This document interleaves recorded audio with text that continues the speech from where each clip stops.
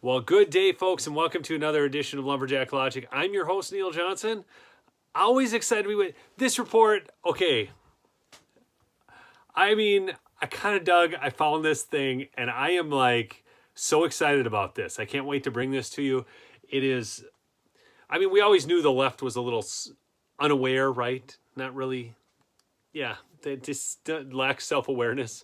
Okay, but there's a moment of reflection here that I get to share with you, and it comes out of the Atlantic, which is lefty as lefty gets. But also, real quickly, freedomhillcoffee.com, promo code Lumberjack to save 10%, and mypillow.com, promo code Lumberjack to save up to 66%. Get some of those sheets. They are amazing. I didn't even know sheets were a big thing because I just bought cheap sheets.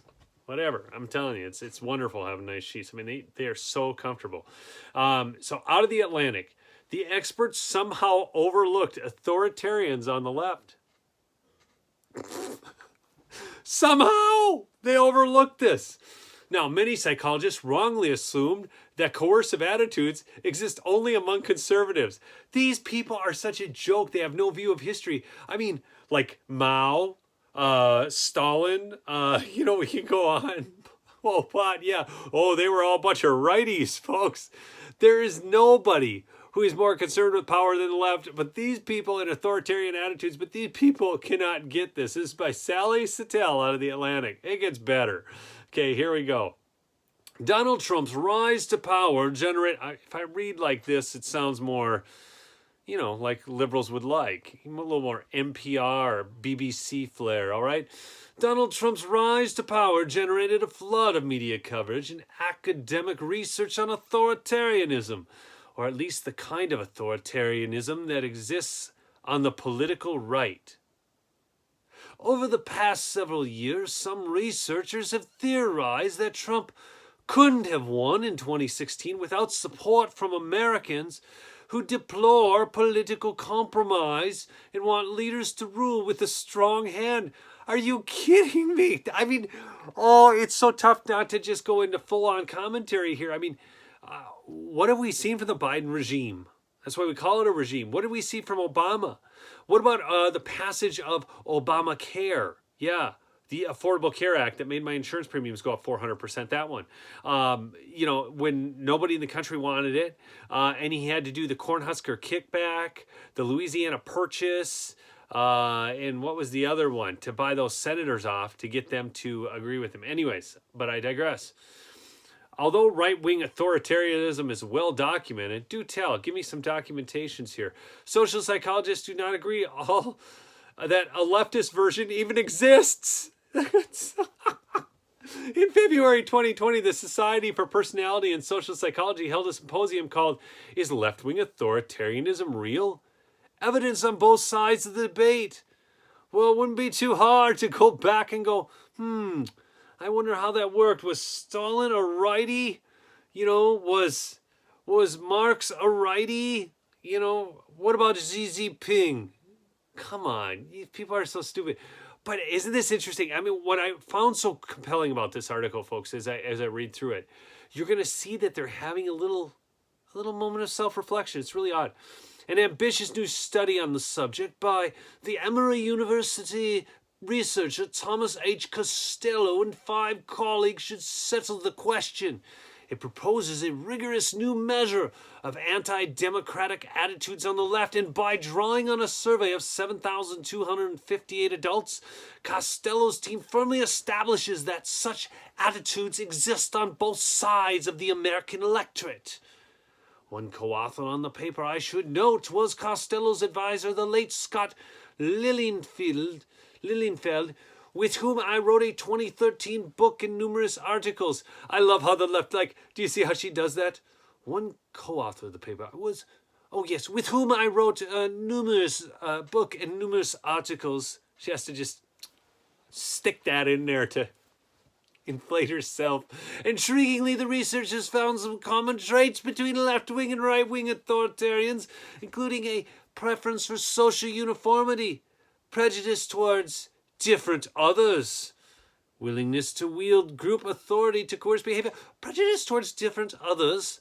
I wonder if that's like how they say they're for the black community but really want to abort them all. I wonder if that's how they say they're for the black community, but then really believe that they need to be handed out everything by their rich, liberal, white benefactors. Anyways, but I digress, folks. There's just so much meat in this. I'm sorry if my commentary is too much, but this is too much for me. But this is the point. Let's see.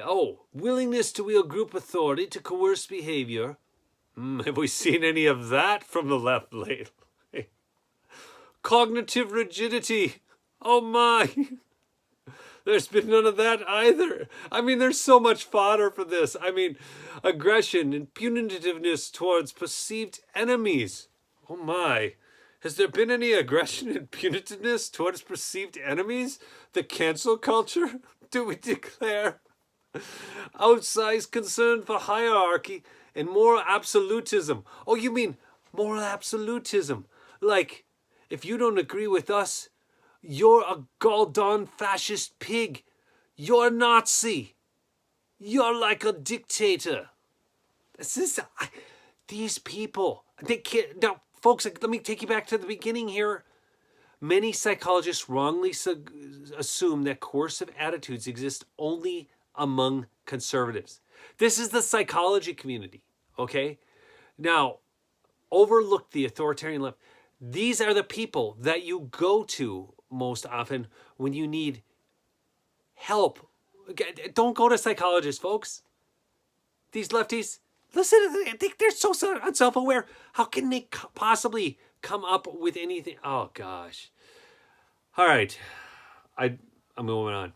Published last month in the Journal of Personality and Social Psychology, the Costello team's paper is persuasive to the point that you have to wonder how could past researchers have overlooked left-wing authoritarianism for so long? For 70 years, the lore in social sciences has been that authoritarianism was to be found exclusively on the political right. The Rutgers University social psychologist Lee Jussum, who wasn't involved in the new study, told me in an email, "Are you freaking kidding me? Because for 70 years, you morons, you've only assessed the right as the evil because you've had no self-reflection on yourself until now, magically, we have this article." This is just nuts. Anyways. The Authoritarian Personality, an inquiry into the psychological makeup of people strongly drawn to autocratic rule and repressive politics. The German-born scholar Theodor W. Adorno and three others. He sounds Adorno. He did the German. He sounds Adorno. It sounds, Spanish. But anyways, wait. And three other psychologists measured people along dimensions such as conformity to societal norms, rigid thinking, and sexual repression. And they concluded that the authoritarian type of human, the kind of person whose enthusiastic support allows someone like Hitler to exercise power, was found only among conservatives. Oh yes, because conservatives, Hitler was a lefty, it's the big lie they always go through. Are you kidding me? What was Hitler about? Government control of industry. Abdication of, responsibility. Okay? The blame game on the Jewish culture. And then also, what was the other one? Well, whatever. It doesn't matter. The bottom line is Hitler was a socialist. Okay, look to the big government for your help. Anyhow,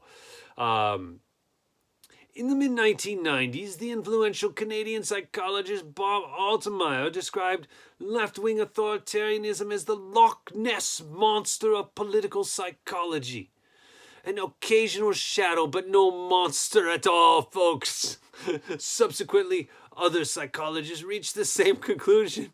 Of course they did. It's exactly what they wanted to hear. Okay, it's the Atlantic. The article's too long, folks. I'm not going to read it all. There's too much here. I will post a link to the article. It's unreal. Remember, mypillow.com. Promo code Lumberjack. Save up to 66%. Get yourself some sheets. And freedomhillcoffee.com. 10% off, promo code Lumberjack. I'll put links below.